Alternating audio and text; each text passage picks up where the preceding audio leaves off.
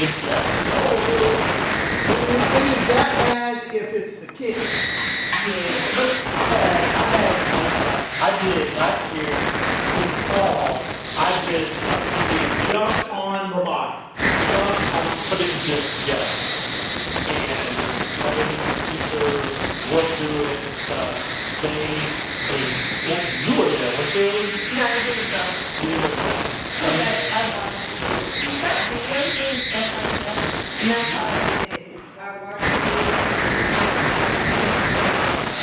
first part. I did it all.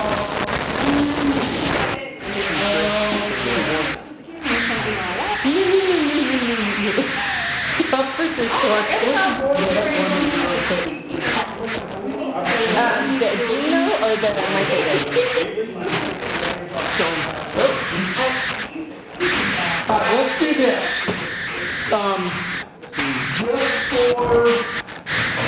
So we're going to take about an hour with the whole group, because what we kind of concluded after this morning is that for the CAD folks, it's nice for you to see what the full plan and the equipment was fully intended to do, and then how we can modify, because you guys are with the pneumatic catapult, and that helped us actually say, oh yeah, this is why this would be, we want to do that. So the DeKalb folks, what do you have currently at your school that is not being used for another purpose in terms of robotics? Do you have NXTs that are just sitting around collecting dust? Do you have EV3s that are collecting dust? Do you have We have a shitload, a lot of NFTs and EV3s, and we also have an absurd amount of cycle time. And we use some, like our robotics team, we use Right. 5 kits, we got like 25 kits. Yeah. Well, 44 of them. We got that. So the reason I ask is this. So we have it all. That's what we got, so how we're But I have some of the about Okay. there are some EV3s around. I just have to find my stuff from the I'm not gonna look for the EV3s and the spikes. Okay. So people that work, they wouldn't be working. The NFTs are great because they have some of the sensors that newer ones don't have, like the sound sensor, etc. So here's the thing. For the robotics 8th grade, it was originally designed with an NXT. We have the programs for it already written, the build directions already written. If you have NXTs that you want that are collecting dust and you're like, you know what? Let's put it on the NXTs and then actually do the data log. We have the programs for the EV3s, so you can use the EV3s to do it all and how to collect the data and do all of that. As Tim mentioned earlier, we are leveraging the use of a geotech student to attempt to design a Spartan version of our biobank. However, as we were working through it all, every time we got everything prepared for the version of Lego, like we built it all out with the NXT, we bought NXTs, we implemented it in T-Skills in Griffin, and when we were ready to implement it at the other two schools after a year, they were no longer making licenses. So then you had to rebuild everything, reprogram everything for EV3s, and now we have EV3s and NXTs at the different schools, but they were doing the same thing, so we move on. And now we were ready to expand this with Gwinnett a couple of years ago when this part of the grant got approved. And then they were like, oh, now it's Spike Prime. Well, Spike Prime doesn't use the same motors, it doesn't use the same program. programming, everything's different. So you're like, well, that has a bunch of EV3s, we'll do EV3s still. And then the semester started and the next technology department took the EV3 programming software and said we can't have it on the computers anymore because it allows for firewall portal entry that we won't allow, so now you can't program it using the internet. So you're like, yeah. And so then of course by time, it's like, well now I'm like, if Lego is continually changing their platform every 4 to 5 years, we don't have budget every 4 to 5 years for this project to employ somebody to redesign, write the programming, get everything for whoever is going to continue to use it, or whoever's upgrading their equipment. So what are our alternatives, which we finally decided, you know what? What if we just came up with our own functional robot that the base of it all is 3D printed? And if a leg breaks, or an axle breaks, or a gear strips, you have the file, you just 3D print a new part, and your robot's working. And it bases its control system off of a micro-bit in Arduino. So if you wanted, and you had the time in your classes, you could actually introduce micro-bit programming, look at the programming that runs it, take it off it, do stuff like that. So we created this bot. And the premise behind it is that everything snaps together. And obviously, it's a wiring piece. Now, in it, in doing this, we design and have the full schematics. So we actually, from that kind of career exploration piece, talk about the bot structure is mechanical engineering. But then when we get into the schematics, we have the electrical. So here's where power, and we have the schematic, and we highlight where the power flows. Then we have one that is the programming, right? Control systems engineering, which is here's where inputs come from the sensors, they go into the processor, the outputs come back out to the controls. And so there's an opportunity there to explore the different aspects of engineering as they apply to the way this robot functions. You got it. So the way this is designed is everything just simply blocks together. This top piece is nothing more than a keep your hands out of this area. Okay, which I didn't design at first because I was like, I was just wanting to get it to work. And then it was brought up that, well, you know, what's going to keep the kid from like, oh, the robot's going crazy, and they reach up top. And next thing you know, they're pulling wires out of the control system and they don't know where they go back. Okay? But this top cage, you squeeze the front, you squeeze the back, and it exposes all of your control systems. You squeeze the back, squeeze the front, pull it off. There's my battery system. Okay? And so all of these are just squeeze fit. And then the bottom one actually is tab fitted here. So when you're doing that, if you pop it out, here. Let me take this.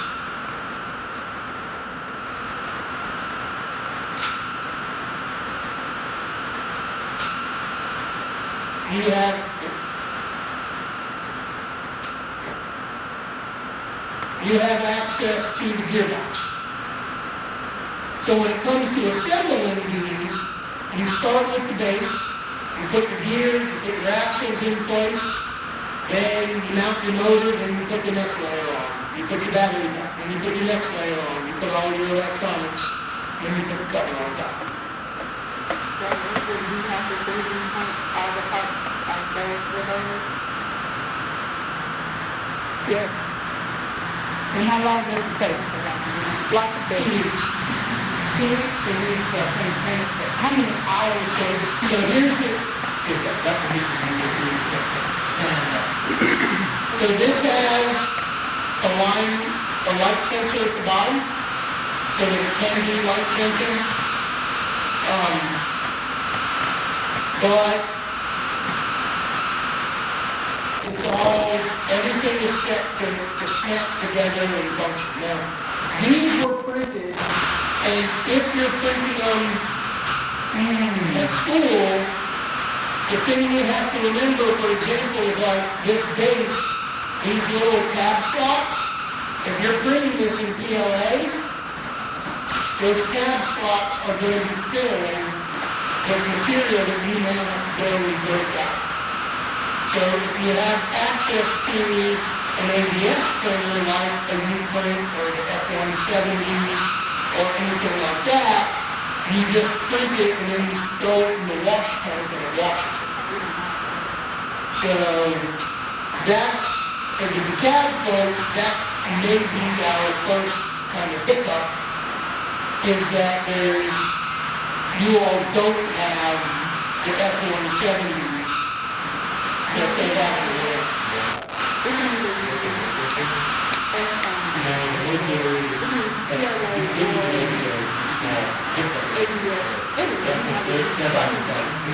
If you don't have a dual head, it's kind of ABS support material. That's the problem. You do have, yeah, that's a deal with and running it constantly, I mean, 10. And the reason that it takes that long is because of your availability. Because the way it's set up, I went through this, I went through and figured out, like, if these parts are on the build plate, they take 8 hours to print. So, and then these parts are on the build plate, it takes like 14 hours to build. So it's like, okay, you run the 14-hour run when you leave school. So that when you come back to school, it's done. And then you run the 8-hour run, it's like you have this rotation, so that there's always something printing, there's always something in the wash tank getting clean, and then you assemble it in pieces as pieces get completed. And after 14 days of that rotation, you have 10 robots done. Now, it also changed the pricing, because Lego changes pricing too. So when we first did it, you could get an NXT for like $300 and something. You needed 10 of them, and so the total price was like just under $4,000. Then they came out with the EV3, and they were now $500 or so per kit, and all of a sudden it was a $5,600 set. Then the Spike Primes come out, and they're $549 or something, so now the price is going up. And it doesn't have all the parts, which means you now got to buy extra parts, which is a little bit more money, and all of this. When we designed these for all the filament and all of the electronics, it came out back closer to like that $3,000. So it's like, all right, we're in a good place.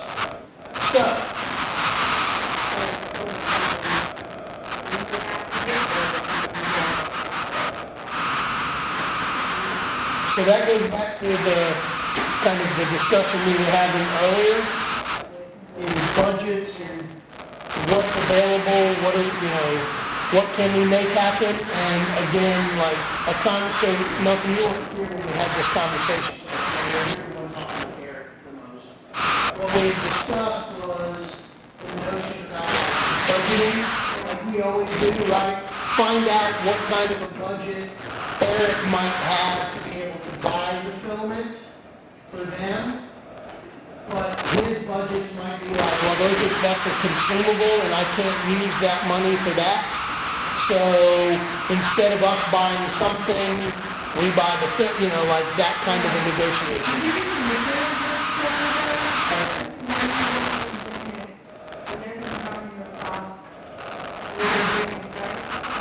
Yeah, we mentioned it yesterday, but some of those are up to do that right here, so. You have to, like the issue, the equipment issue. Yeah. The one thing I was gonna say is,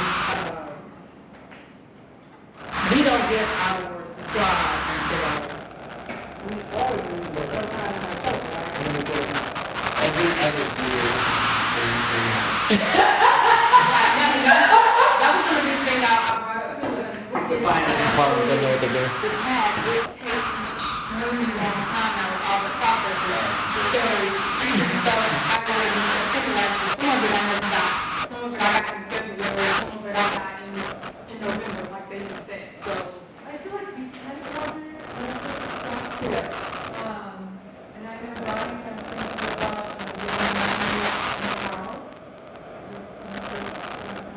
But I also, if you all have that many, like TV3s or something around, it might make sense for at least this first go of it to, we have all the resources already done for the EV3. All the programs are written, even the data logging is built into the program, already done. And as long as you have, the reason we had to stop that in Gwinnett and we kept going was that they took their access to the software away. They couldn't even program the robot.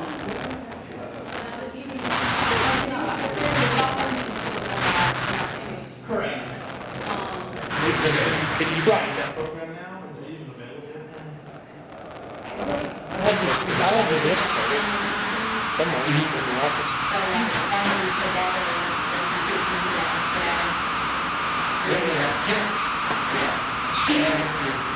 Yeah, the bricks all might be on the independent, but yeah, we got stuff.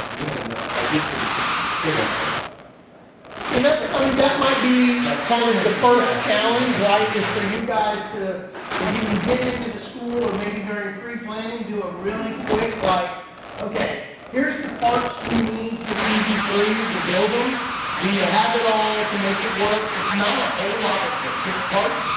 The biggest thing obviously is having the bricks and the motors. You need 2 motors, a brick, and the light sensor. I like to use it as well, because, and we use it.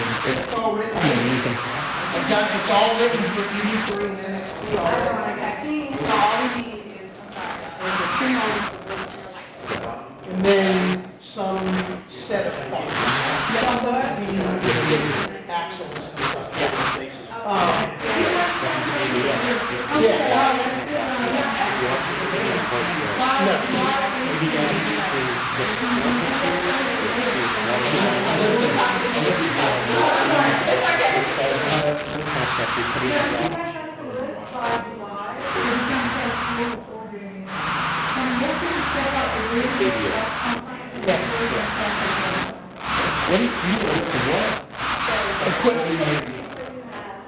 Equipment, what do you need? Do you need the wooden blocks? So yesterday.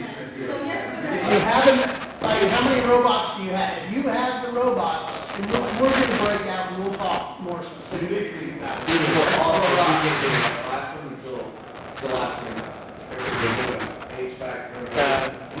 that, because apparently we have to go,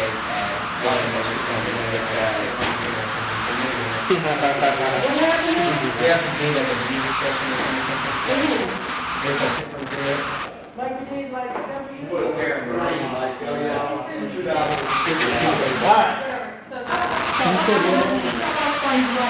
so the idea for your classroom is 10 robots.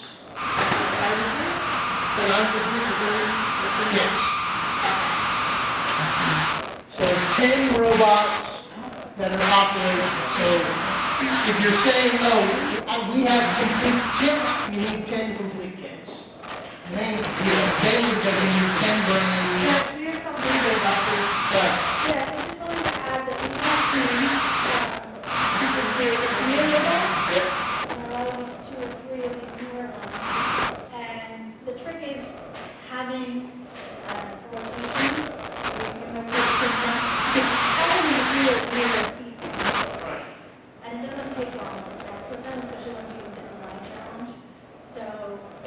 possible, if you don't have materials for a full set of 10, to make it work.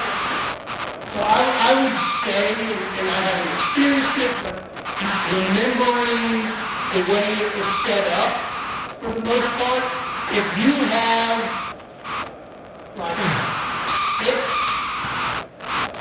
but you need them in multiples of 3, and the reason I say that is the gate activity, which is what we're going to kind of talk about some. There's 3 different gates. So you would have a robot set up in each of those different gates and the kids could go to that center. Over here, later, we have 3 different materials that they have to walk across. So if you had 3 robots, they could see it walking across each of the different materials. Right, so there's, right there you have 6 robots. Okay? But if you have those 6, you could have, during the gate activity, you could have 2 sets of the 3 different gates. So you would be able to have 2 groups doing it at a time. Then later, when you were doing the surface experiment, you have 3 different surfaces, you would have 2 stations of the surfaces. So 6 would be good. 3 would be manageable, but you'd have to find a way to manage your class while others were not engaged with the robot. Yeah, I know we put that Right. because they were very short time, right? Yeah. You have to get everything in by August. Yeah. And just to go on that, knowing that I think what we were talking about was something that you have to do in an offset ID. And this is a good time to ask for the materials.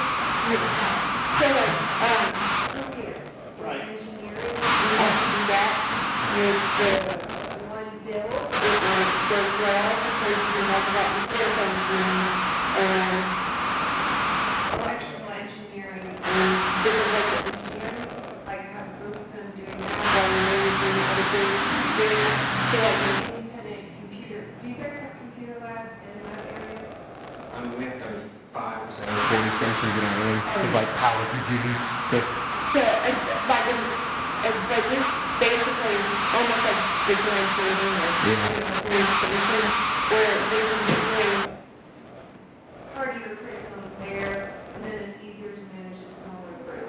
And the other, like, only one group in the lab, like you're managing the group in the lab, the other people need to be doing something Right. they can do independently.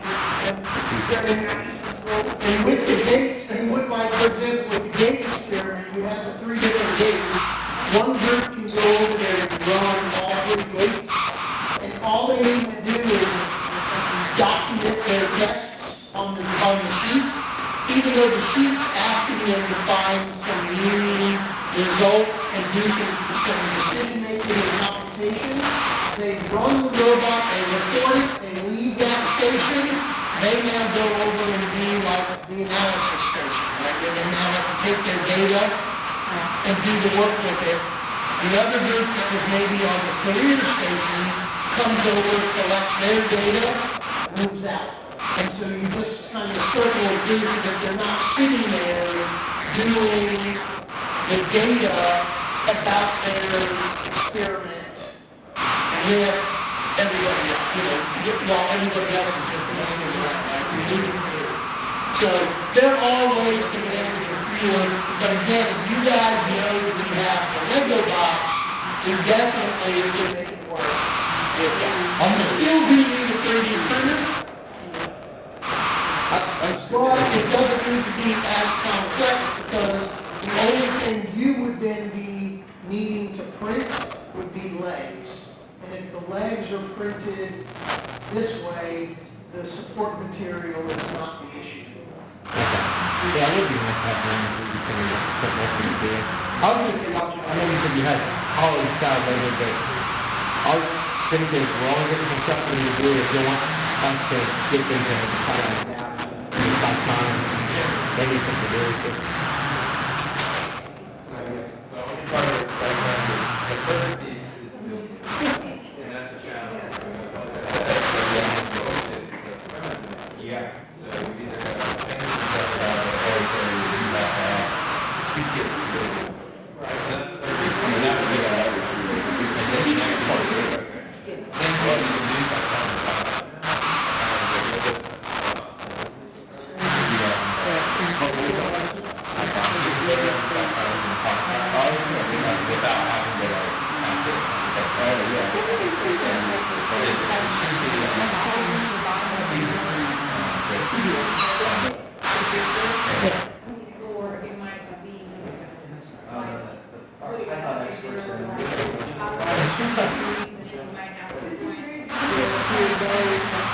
mean, the biggest thing, the parts that you need are identical from any of the like times of it, it's a lot trickier. So like, the NXT kits had like 4 2014 gears and 2 2014 bevel gears. So you had the 6 gears that you needed for the robot. And only came with 4 2014 gears here. There's no bevel gears. So all of a sudden now you need to go find 2 more 2014 gears. But if you have some NXT kits and the TV3 kits, like, or but just like on parts, then all of a sudden, or if you have 15 TV3 kits, if you only going to build 10 robots, the extra EV3 kits will have the gears that are short for the 10 that you build. And a lot of my stuff is in kits, and I was just got to find gears. Yeah. So the gears you need for the Lego one are 24 gears. There's a medium. You need 6 for each robot. 6 gears. All the material, it's on the website for what you do, the BioVibe, the Insectivide, the NXT Vibe. I'm trying to remember though, I don't know that we did like an actual like Lego part list, I can do that. but that wouldn't only take but a few minutes. You can get that. Yeah, even using the Lego Design Studio. And also check the So we just do, we got rid of all the, we just do a ton of stuff that we do. Yeah, because otherwise it's corroded and everything. We're gonna know what's in there.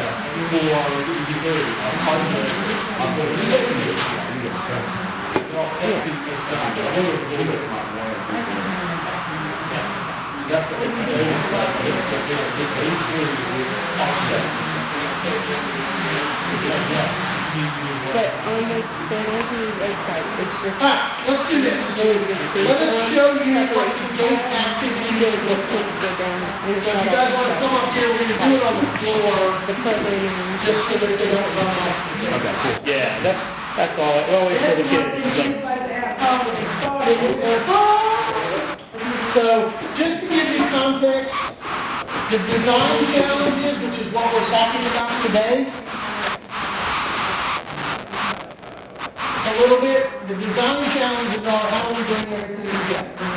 The robot investigation we're about to do is part of the investigation challenge, which is the replacement for visualization in 8th grade. So in 8th grade, we have what we call the cell phone challenge. That's the data challenge for 8th grade.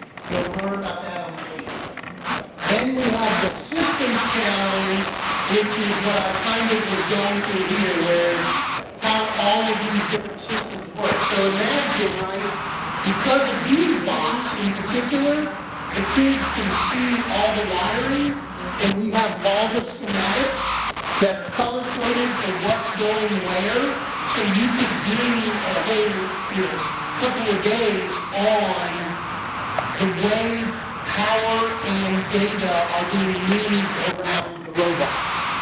Okay, and the mechanical, the gear system, the electrical system, all of that's here. And that is the systems challenge for 8th grade. The visualization challenge for 8th grade we call the investigation challenge, which is the use of the robot to acquire knowledge. And that's where it starts with what we call the gate. So this is representative of a 6-legged insect that walks. And on the 8th, I believe you guys are scheduled to go visit Dr. Goldman's lab.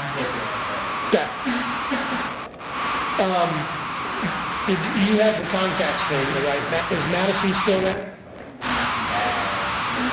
Yeah. Madison, I can send you her email address. Okay.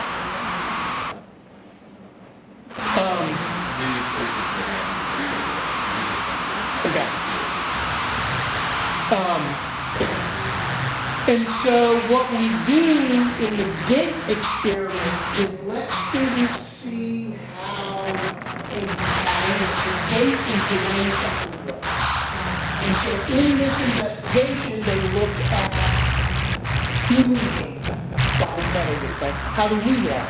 And you have them do some walking. Oh, look, this person's gait is different. Maybe they're barrier, maybe they're not. All these, then we have them look at like animals, like a jaguar, right, or a cheetah. And we have a National Geographic video of like the slow motion of the way a cheetah runs, and you actually see that like a cheetah at some point in time is actually completely off. Even though to our eye it looks like they're always making a 2 points of contact, they're actually at moments of time that and he also, the slow motion shows how their hind legs come forward and back to their back. And it's just fascinating to see. Yeah. And so it's a discussion about how things move. And then you say, but like an insect has to be up. And they walk on different surfaces. So we have 3 different leg configurations. Don't write them up here. So what you have is 3 legs down on the left, touching, like that, with 1 leg touching the ground on the right. Right? Which means, for us, right, what that means is when it rotates, the side with 1 is going to go from 1 to 2. The side with 3 is going to go from 3 to 0. That's right. Then we do another configuration, which is the outer 2 on one side with the inside on the other. And then obviously when that rotates, it inverts itself. Right? The one down in the middle, when it rotates 90 degrees, you get the 2 on the outside. Whereas the 2 on the outside at 90 degrees, you get 1 on the inside. And so there's always this like 2-1 pattern. And then the last one, you have 2 down on one side and 3 down on the other side. And so it's kind of like the opposite of the first one. 3 down. Okay? And then we're going to run them, and the idea is to investigate what's happening with the different leg patterns and which leg pattern is then most ideal for our robot to track straight. And so these robots have this little cup here on the back. And this is a pen holder. So you can take a Crayola marker. It'll fit right in here. You take a rubber band and kind of loop it around these little pegs so that it holds the marker in place.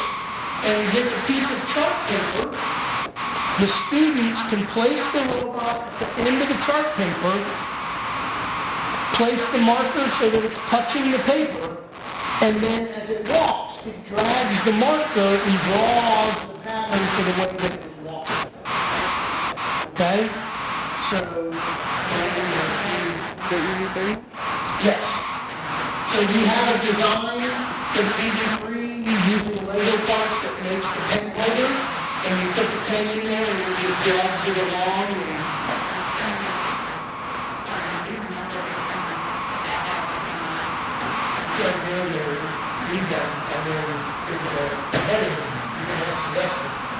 You try to get the motors and the micro bits. When you were buying them from Gwinnett, and you're buying 120 of them, and they only stock 8 at a time. Just got off the phone with Robot Shop.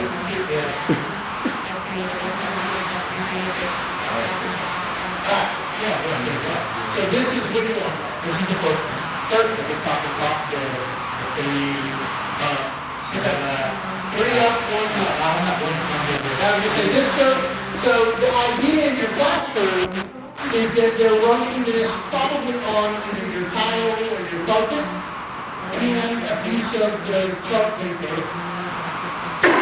If you have access to the old bulletin board paper, that's just the white one, go ahead and just get a roll of it, run out about